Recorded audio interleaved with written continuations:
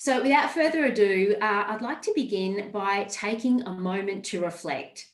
As we gather for this meeting, physically dispersed and virtually constructed, let us take a moment to reflect on the meaning of place and in doing so, recognise the various traditional lands on which we do our business today.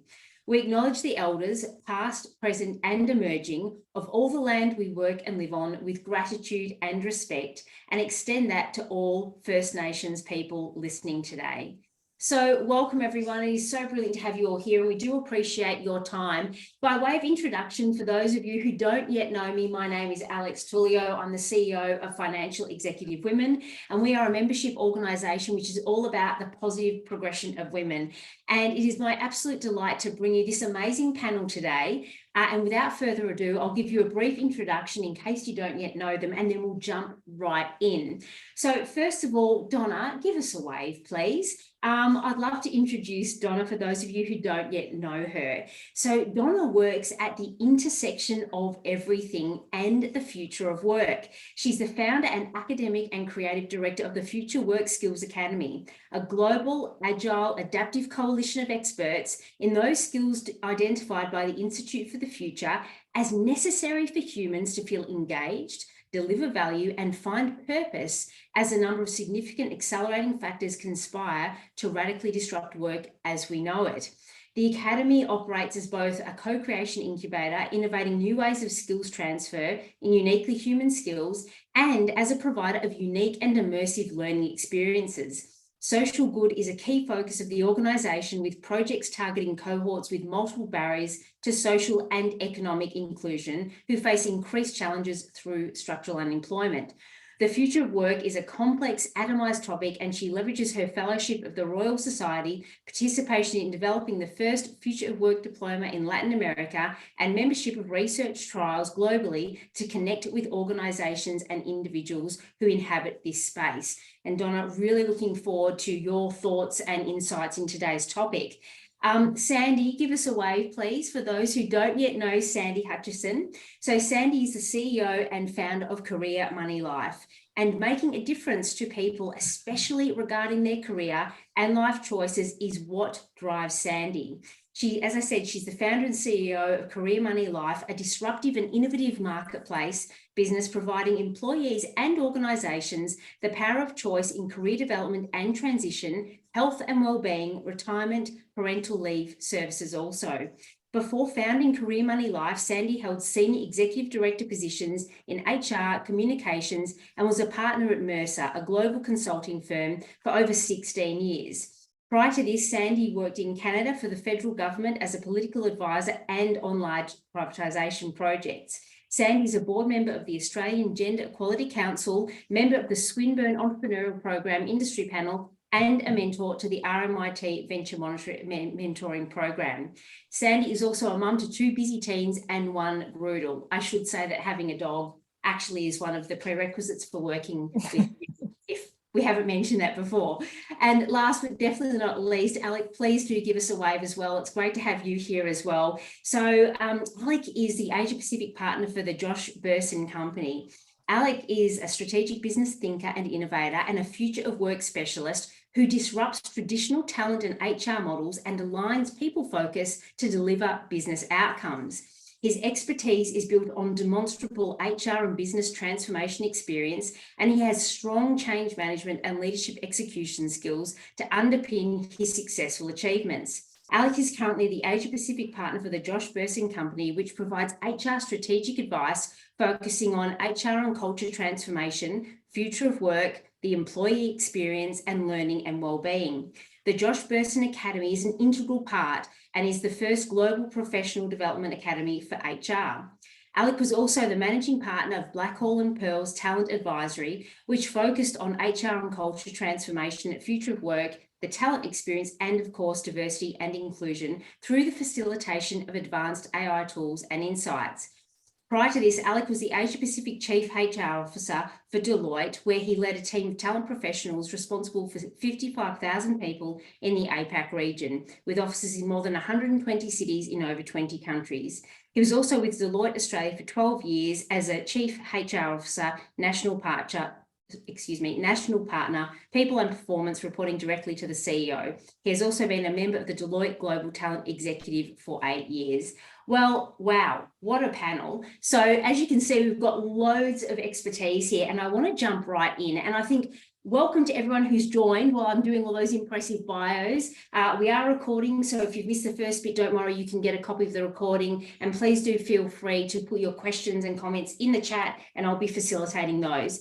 Now, Donna, I'd love to throw to you first, because we've been on quite the journey from a financial executive women perspective in terms of the genesis of the premium programs that we want to talk about today, and of course with the career stream front and centre. And I thought you'd give us some really great perspective on how this actually came about, what we were trying to achieve, and what you see the need for these programs as being. Well, thank you, Alex, and thank you for the introduction, and thank you everyone for participating today. I know our time is we've got a lot of demands in our time, so it's amazing to see you all here today. So I'm part of a team working with you, and we all appreciate the disruption over the last couple of years, and few, like many organisations, face this series of challenges that came out of the pandemic. So we've been on a transformation journey. One of the very first things we looked at is exactly what is the North Star of this organisation, exactly what is our purpose, and very importantly, what our impact was. So we looked at the series of offerings, and we determined that we were going to, there was a general frustration, both in the community, financial services, and also within our community, about the lack of advancement in terms of gender parity over the years, and in fact, we're actually going backwards.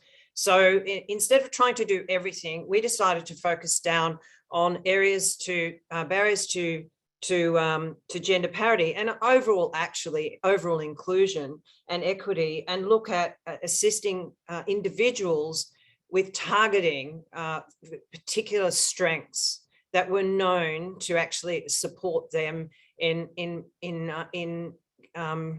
achieving their ambitions for success within the organisation in which they're employed, and also their career aspirations. So what we were looking at is actually identifying in a very targeted sense something that we felt we could actually make a difference on, and would have a measurable impact. Hence the idea of premium memberships, which, as you'll see, as I talk a little bit later, and are made up of a number of interventions and experiences over a year, which are designed to build agencies in 2 key areas, and one of those is career. Yeah, amazing. Thanks, Donna. And we'll talk a bit more about the construct a bit later. Sandy, great segue to you, because obviously as our amazing partner in this venture, it's no mistake or coincidence that we chose career and building an intentional and resilient career as our key focus for these programs. It'd be great to get your thoughts, because you're the expert in this space, Career Money Life. You see this and you talk to people every single day. What was it for you that saw the real need for these programs? What is the problem that we're trying to solve here, and why this particular topic and construct of this program? Yeah, look, thanks, Alex. I think they're all excellent questions that people are facing, and the last couple of years have been so complex and so challenging for people, and even prior to that, the ability to really focus on and deliberately manage someone's career has often been the thing that's dropped down to the bottom of the priority list. People are too involved in the doing and giving back to the organization, and particularly for women, juggling all the other things that go on in their lives. And having a program that is specifically looking at someone's career, how they manage their career, how they develop and grow within their career, within their own organization, maybe transitioning into other organizations in different ways, is just so critical right now, because there's so much uncertainty. People are so reflective. They're going back to their values, their purpose. We all hear about the Great Resignation and why people are shifting out of the roles they're in. And a lot of people are doing that at the moment without, I think, enough consideration of those important factors about what is important to me, and how does my career support me in fulfilling that in my life, and what is the alignment there. And what this program really does is takes people through a structured thought process to really help them answer those questions for themselves and, re-engage within their organization, perhaps within the same role, within a different role, or, or elsewhere. But it's helping them transition through that thought process. And that's what's so critical right now. We're hearing it, Alex is going to talk more about that, just how much career management is a key driver of the employee experience. And so this is really aligned to that. Yeah, brilliant. I mean, I know there's a lot to unpack here, and I think everyone on the call, you'll be experiencing this in different ways as leaders, possibly as employees yourself, considering talent, acquisition, development, all these things are very real. Great segue to you, Alec, and brilliant to have you here. And I know one of the things, not to steal your thunder, you're going to talk to us about creating this irresistible employee experience. So I think without further ado, if you're ready, I would love to hand over the mic, so to speak, to you to run through your slides, because there's so much amazing content that you've got to share with us today. So over to you. Thanks very much, and thanks for the very kind intro, Alex. I think I might have to spend a bit of time shortening the bio by the sounds of that. Okay, so what I'd like to do today is to very briefly, and I've had great difficulty in cutting down some content here, but take you through what we're seeing both through our research, through our analytics, and in fact talking to many global CHROs around the world in terms of what's happened with the marketplace. Not only the retention piece, which everyone seems to be very focused on, but the whole attraction piece. And I don't know how many people saw the news last night, but lots of organisations, including McDonald's, are offering bonuses to actually get people to join, which in our view is just not sustainable. But in the current marketplace, in the absence of building out that experience and sort of talking to potential employees about what the organisation's about, many companies are just left with that particular process. So let's get started, and I'll take you through some of the things that we've got. Next slide, please, Alex. So let's just have a quick look at the snapshot, and Josh is brilliant at putting this stuff together, but we looked at the journey going back from the, go back to just before 2011 when we had the whole black swan market crash, and it was really out of that we started to see moving forward the whole advent of using technology to start to drive some digital transformation. We get to sort of about 2014, 15, we start to see the whole context of gig workers and employees having a side hustle in terms of a day job and then doing something of their own. We then get into the wonderful political scenario into 2017, and the whole concept of trust and politics got pushed to the fore. And then we kind of go into, if you like, the early stages of the pandemic and really the coronavirus crash, which we saw lots of companies stop, production stop, supply lines stop. We then moved into the whole context of, well, we came out of that and hybrid work arrived in that at that time frame. And we started to see impacts on the supply chain. So all of a sudden, the economy started to build out, yet many industries were not ready for that. And you look here in Australia about everything from building through to, dare I say it, fruit and veg in terms of supply chain issues. We've now sort of hit the other end of things where interest rates are going up globally. We're starting to see the advent of inflation. And of course, there's a market slowdown in many contexts. So if you look at that as a snapshot over the journey, you might be tempted to go out and get some pills and a glass of something or other, because that's a pretty up and down sort of journey. But that's what we've had to deal with, and particularly the impact on companies and indeed their talent. Next slide, please. So really, I mentioned the fact that, we started to see technology become a mode of, if you like, firstly, automating and driving efficiency. And you can see a couple of cycles that we've looked at. And the first one was really back in the early 2000s, coming out of the market crash, where we started to see lots of organisations start to build out digital systems, CRMs, etc.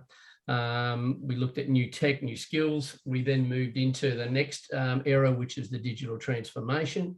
And we really started to see some impact here, not only from a customer perspective, but the whole advent of ERPs and the real emphasis, or starting to build the emphasis on employee experience.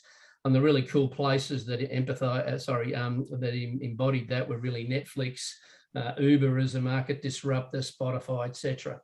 And the context of that was really built out into new designs, starting to look at agile and how companies could become more effective rather than hierarchical. The next element there moved into digital disruption. So that was really starting to see organisations, particularly as we came into the pandemic, many companies started to say, I've got 5 or 6 different product streams. 2 of them are struggling. Do I really need to be in those? And by the way, I see the market moving slightly into other areas. We should jump into that space and start to play there. And you started to see change in both operating models, the career model, so that step by step hierarchical approach to careers change. We started to see people wanting to do projects and different things. And really that whole operating model and culture started to change. And most importantly, whether we liked it or not, and I think everyone's adopted it reasonably well, is the whole context of remote work. And in our view, with all the research we see, remote work is here to stay. So sort of trying to drive employees back into the office isn't necessarily what they're going to happen. And from a retention point of view, whilst I talk about that, we're starting to see very clear messages come out from the market, i.e. the Goldman Sachs CEO somewhere 6 months ago said, I want everyone back in the office by the 1st of July. That's great. People will retain that employment. They'll put up with that. Then what they're doing is saying, I don't want to be here. I want to go somewhere that gives me flexibility, and they move organisations. So, CEOs and leaders need to understand the context of hybrid. The final one, really, we started to see new business models. You can see there fintech and crypto and metaverse, which we're playing with at the moment. And out of that has come not only new job architectures and the importance of skills, but also building out capability academies and really starting to look at what we do. And I'll cover a little bit more of that as we move forward. So technology, certainly in the talent space, has driven what we see as a transformation across certainly more than the last decade. Next slide, please. Sorry, I'll get you to go to the next one as well. So the whole context of an irresistible organisation, and Josh benchmarked this a little while ago, it's about what does a company and an organisation need to do to become irresistible, both to its customers, to its people, to its leaders, and just as importantly in the community. And I'll talk about that in a moment. So very quickly, as I look at those pillars there, at the end of the day, all the research we continue to do is you can put together sign-on bonuses, you can do cosmetic stuff in terms of benefits and well-being, etc. But if the employees isn't actually doing meaningful work, and the research that comes out shows this very clearly, if they're not doing meaningful work, they'll want to move somewhere else. So it's about how does an organisation create meaningful work. The second pillar there is really about, and particularly in the hybrid environment, regular coaching and feedback. They talk about hands-on, but our ability to do what we're all doing here and sitting on a VC and looking at screens, there's almost a new skill set that we're seeing come through, and many organisations are using that, and that is starting to teach us how to become effective coaches, starting to see are the employees all connected? Like, I might be looking at Alex, I'm not picking on you here, but, I'm looking at the screen going, well, Alex is looking down there. Is she actually connected to what I'm saying? Maybe I need to follow up with her a little bit later. So it's all about how do you build that type of coaching insights into your leaders. The environment, I'm not going to say too much about that, but flexibility drives a lot of that at the moment. Recognition still there. The health and wellbeing side has drifted post the pandemic from let's everybody get fit, because 9 times out of 10, and I know in my days as a CHRO, everyone equated wellbeing to fitness. And if you don't work out and don't do steps and don't run, there are other things in relationship to wellbeing. But what has happened now, it's about wellbeing of not only the employee, but also the family aspect and also the community piece. So wellbeing's gone from being a HR thing to an executive thing to right now sitting at board level. And particularly if you make wrong comments about wellbeing from a board perspective, it can cause your brand fairly significant damage. To give you an example, just on the wellbeing side, I know Novartis globally, when the pandemic hit, actually not only pushed out all of their e-learning programs because employees were at home, but they made them accessible to the employee's family. So what you're doing is not only seeing an opportunity for the employee to re-engage, and they said that they'd had a 70% uptake in relaunching the programs, but they got their families involved in the learning piece. The growth piece is still there. And the final one, which I'm going to cover in a moment, but there's a new player in town, and that is trust in leadership. And trust has become a very strong and new currency, not around just the fact that are you delivering on your mission and your purpose, but also transparency. Look at wage and salary transparency that we're seeing in the marketplace, and you may experience in your organisation. Everybody knows what everybody else is on. So trying to say I'm going to give John 5 and Sue 6,000 just doesn't cut it, because everybody knows what's happening in the context of things. So let's just move on to the next slide, please. So our research goes down a little bit deeper. And if you look at the very bottom, there's a strength of impact colouring. So if you wanted to know, well, which one of those pillars, let alone those boxes that you just talked about, Alec, which one of those has the most positive impact? And I'm going to look at the dark green ones first. So in the positive workplace, and I'm not telling anyone anything new here, but the whole context of inclusivity, diversity, and a sense of belonging is one of the highest areas employees rate. To give you an idea, normally when you're doing your talent acquisition, I'm going back a few years, and certainly for graduates, etc., they'd not only want to know what the organisation was doing internally, but they want to know what they were doing in terms of giving back to the organisation. That's taken a broader step forward in terms of, you know, what role they play in the community, the sense of purpose, etc. And then have a look at the trust components there, mission and purpose. It's very important to employees moving across. So dare I say it, if you might be with, you know, a major oil company or a major alcohol company, whatever it might be, there's a real questioning of the job's really cool, but can I align myself with that sense of purpose of what they're trying to do and the products that they're selling? And that goes back years ago to the whole tobacco thing. But look at the next one, transparency and empathy. And really that integrity piece is critical. So overall, the trust component, and I'm probably overemphasizing this for employees, is critical. In fact, Edelman does a quarterly survey globally, and they have constantly over the last 12 months talked about the fact that employees trust social media at the bottom of the scale, about 32%. They trust the courts at about 58%.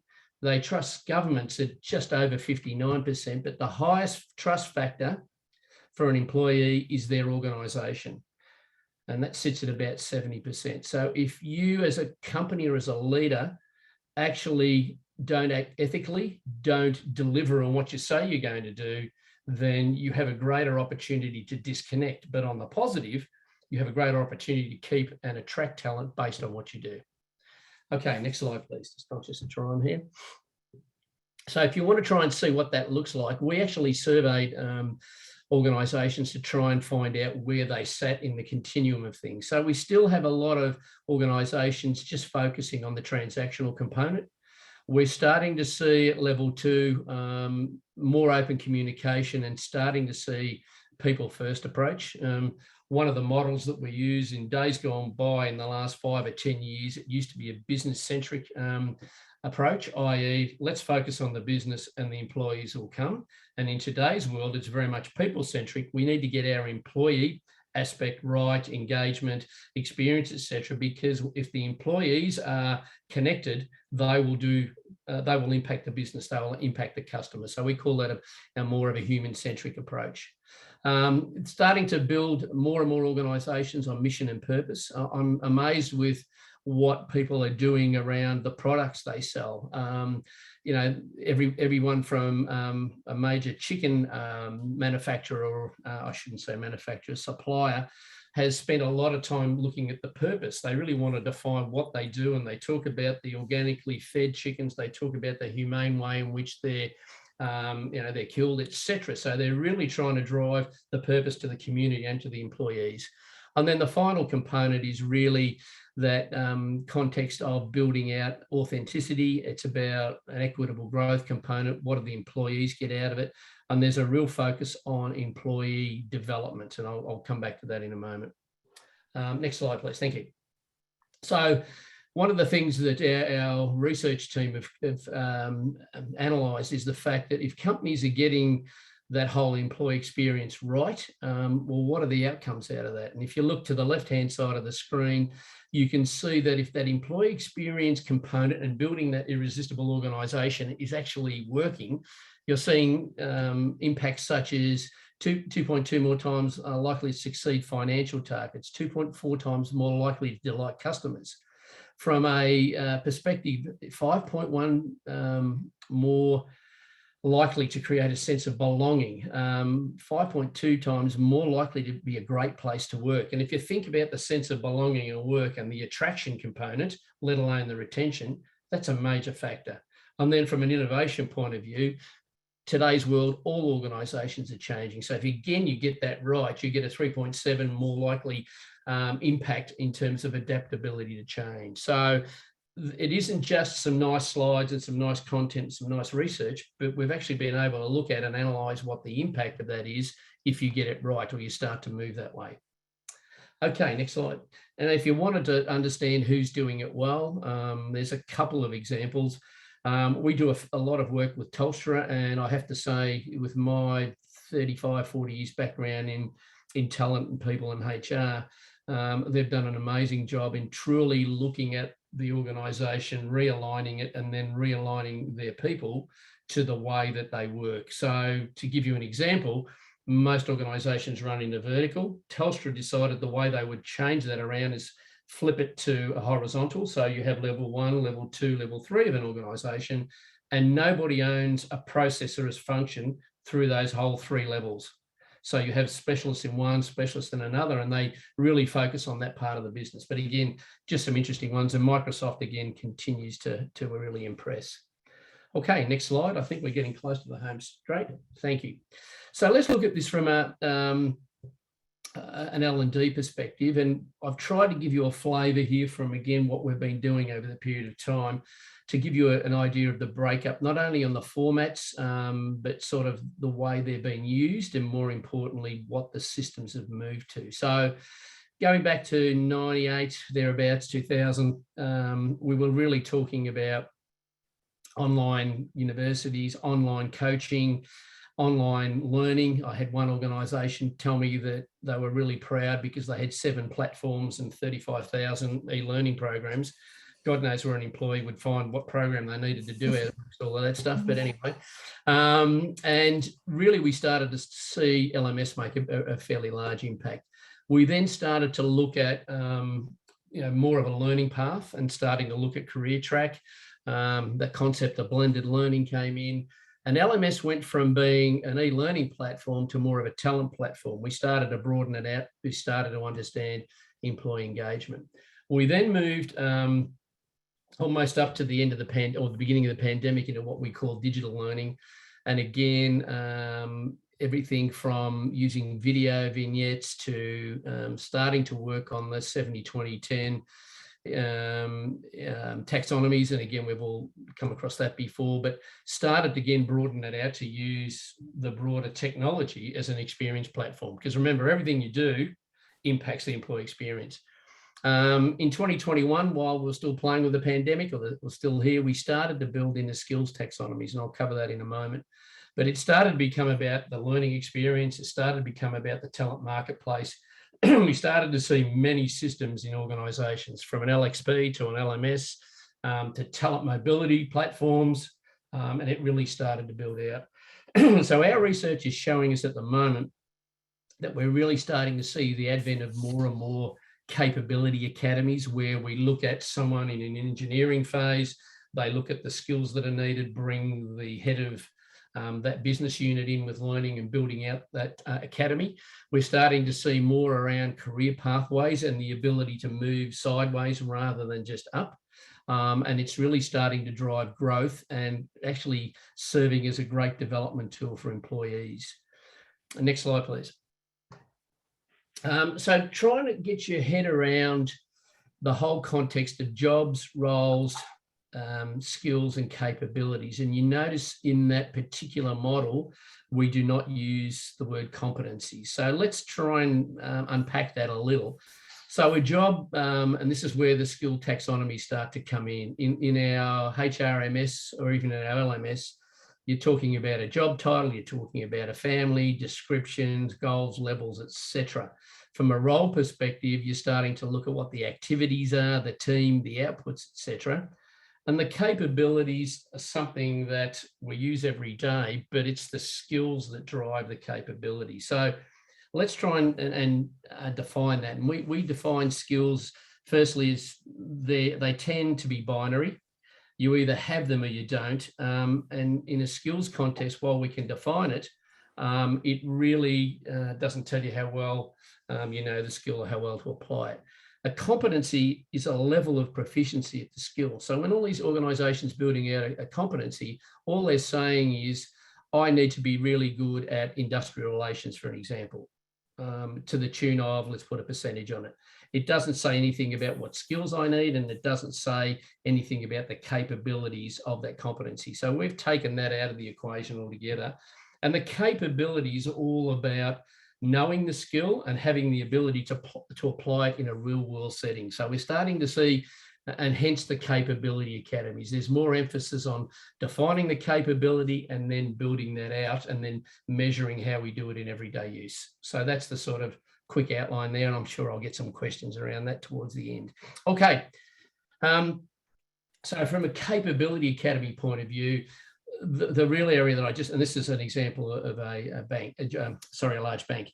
They spend a bit of time defining the job library. In other words, what are the sort of roles that are around? They talk about the capability academies, i.e. I want to be a fin advisor, I want to be a crypto specialist, I want to be a customer service person. And then the key element, as boring as it is we are spending more time with organisations and getting them to spend time defining the skills taxonomy. In other words, if I'm a leader of an organisation, what are the actual skills that I need? And how do I define those? So you can then build that out. Again, a very quick and dirty description. Okay, next slide, please. And if you wanted a little bit of an example of who's doing this well, most of these are global, but you can see Ericsson, Vodafone, Walmart. Walmart appears a lot these days. There's an amazing lady who had the pleasure of meeting in late May at Josh's global conference. She used to be with Adobe, and she's changing the way Walmart looks at people, talent, and strategies. So that's a little bit of background in a nutshell. There's lots of concepts that are there that I've introduced you to, a lot of research. There's a lot more behind it. There's probably another 15 odd slides that I can spend time with, but in the context of time, that's a little bit of background, and I'm happy, Alex, to take some questions at the back end of our webinar today. Amazing. Thanks so much, Alec. You're right, there is so much there. I know you've done such a great job to condense that. So as I've said in the chat, please, as you're listening, please do pop any questions or what you'd like to know more of in that chat, and we'll come back to that momentarily. Next, so I'd love you to invite you back, Donna, just to talk a bit about then, let's connect some dots then, because Alex introduced us some really interesting concepts about how we look at people, capability, development, investing in careers, all sorts of things. So I think it'd be great, probably as the next segue, for you to take us a bit through the construct of our program that we've developed and why we've actually developed in the way that we have and why that's important. Thank you, Alex. So, Crames, can you just move to the next slide, please?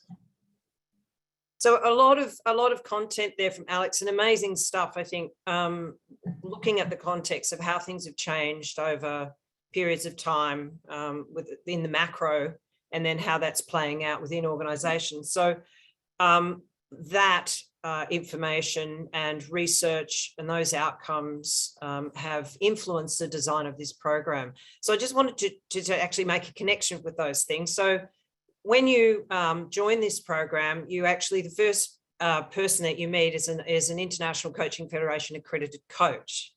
And this is where this is about capabilities. So this is where it starts. And that person will be there with your small group, and you will identify your personal goals. And then the personal goals for the program, and then they will then check in with you halfway through the program to see how you are tracking against those goals and how you might actually adjust your expectations or potentially put some things in place to achieve getting those. And then at the end, they help you build an action plan to make that a practice as you leave the program. So that is the first part of that competency setting of taking those skills and applying them to that program. You then go through, and can we just go back, please?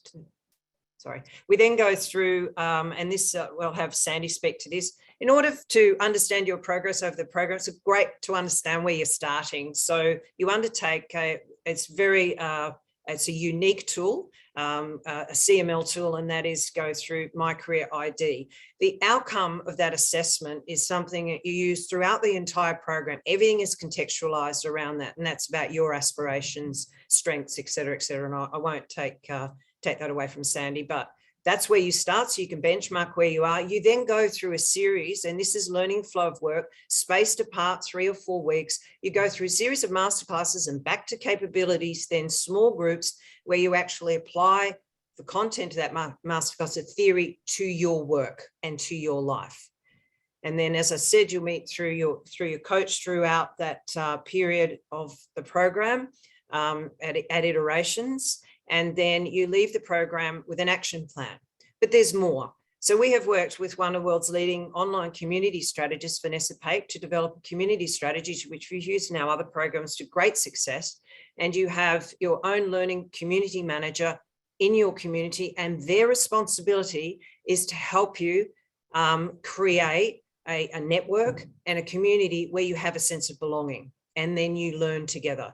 So we have a community strategy, a learning community manager, series of coaches, and a series of specialists from Sandy's group to teach you the theory. So that's the program in itself. 1 year, little bit, community and capability building. And I think that's in a nutshell, Alex. Thanks, Donna. And I think, and again, happy for any questions around this, because this is a very intentional program design, as Donna's mentioned, around the small group coaching, the community focus, and learning in the flow of work as well. I think we all agree that our heads are way too full and exhausted for a big brain dump anymore. We want to make this really achievable. Sandy, I think great segue to you, which is the next couple of slides now. So let's really ground this. So we've heard some really great concepts from Alec. We've heard about, why we embarked on this program, the construct from Donna, but let's get into actually what participants learn, what we take them through, and obviously this is your speciality, and how, I'd love to know probably specifically, how do we draw the link between some of the things that Alec has introduced us to today and how this program really starts to solve for those challenges for everyone on the call? Yeah, thanks for the question, Alex. I mean, if we go back to the slide, don't actually go back to it, but just in your mind, go back to it. Sorry, Cameron. Where Alex was talking about, what were the factors that drove, the best employee experience, and some of the ones that really stood out as the very high, as you may recall, were in sort of that trust area and about, continuous investment in your people. And the other ones were about inclusion.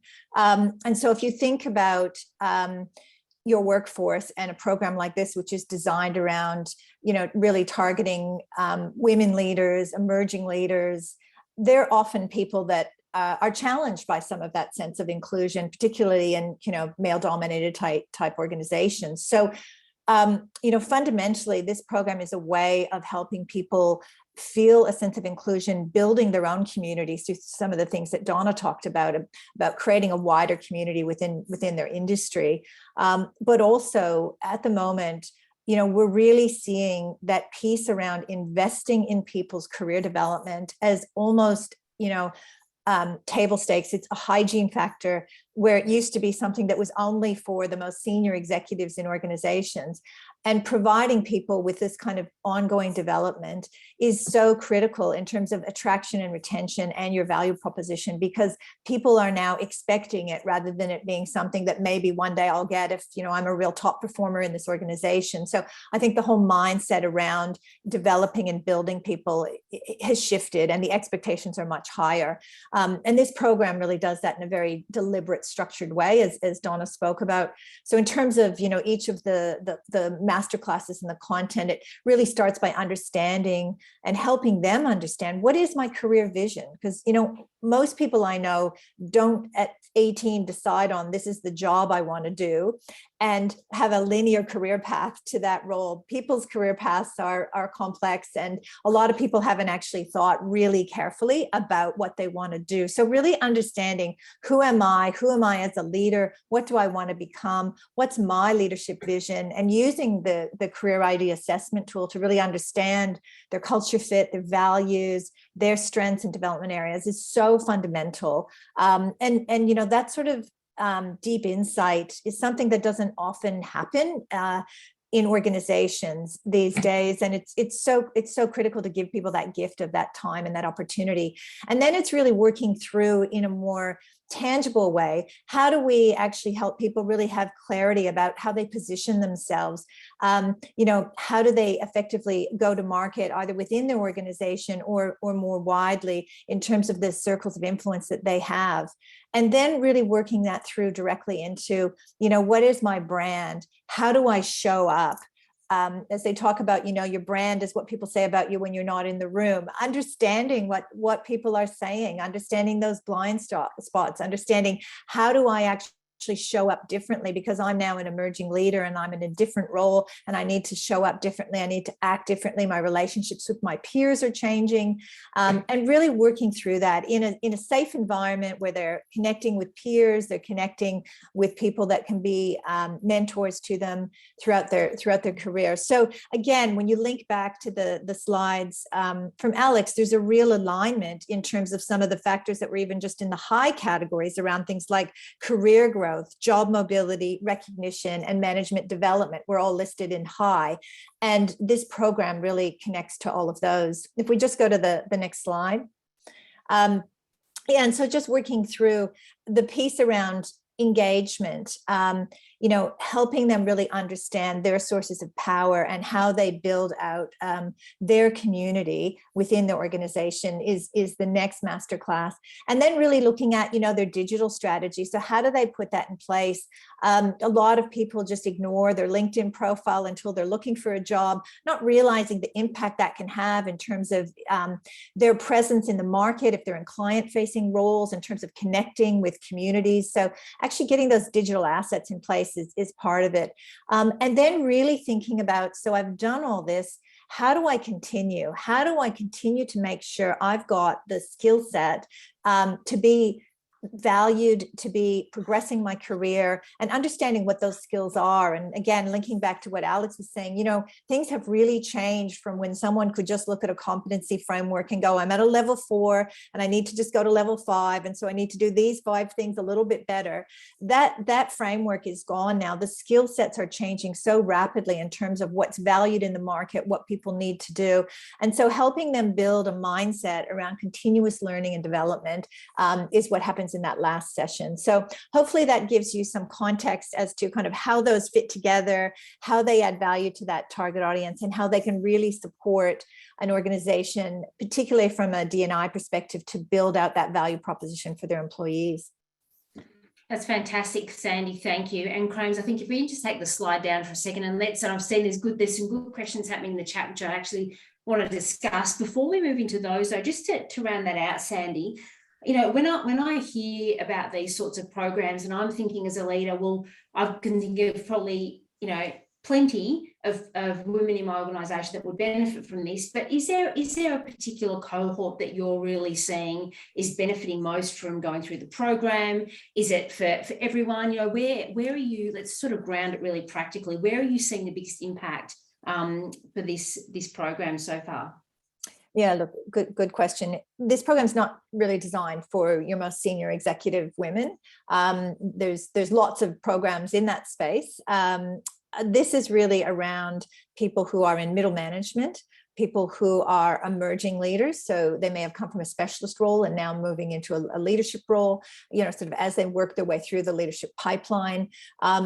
And women that are strong and key performers in your organization that you really want to retain, but maybe not at that very top level. But within that group, often, you get a lot of focus when you first come in as a graduate, and there's initiatives. And then when you get to the top, there's a lot of leadership, but sometimes there's not very much in the middle. And, helping people navigate from the bottom to the top is the really complex piece. And sometimes it's not the obvious stuff about just working harder. It's the complexities of understanding politics and understanding how I'm positioned. And that's the sort of content that we help people work through in the middle of the sandwich. It really resonates strongly, doesn't it? Because there are so many things about bringing intentionality, because we're so busy on the treadmill, and then actually, where do I want to go? Who am I? Who do I want to be? What is my brand? You talk about articulating your own value proposition, your leadership, but all these things, I think, as you say, Sandy, they're not the obvious functional things often, but they often, we know for a fact with the work that we do, that they do hold women back from taking that next step in their career. So that's fantastic. Thank you. Alec, you've been busy in the chat, but I want to bring this just into the broader conversation, because I think there's some great questions here.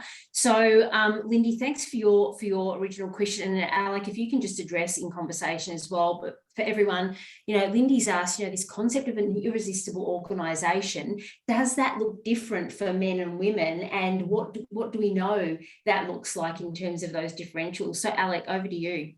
Look, I sort of answered the question quickly, is that an irresistible organisation caters for all of its employees, diverse employees, males and females, those with disabilities, etc. So you're not necessarily structuring a one-off irresistible organisation with consistent experiences. You can't do that. So the organisations that are succeeding are actually understanding what the differentials are and how I need to approach, let's say, women in a different way. Maybe there's an upping of a flexibility component. Maybe there's an understanding of the way that we build out the career or capability development piece. So it's about treating your employees as a group, but understanding the individual components and then adjusting those along the journey. If you just turn around, and we all know this, if you turn around and do a one-size-fits-all, it's not going to work, and you're going to put groups of employees offside. So that's probably the best way I can answer it. Even though you've got an organisation with an overall structure, if you do all of those things well, then you will become an irresistible organisation. You will be noted as a great place to work, etc., etc. But within that, you need to adjust for the various components of your workforce. And it's the same as really interesting.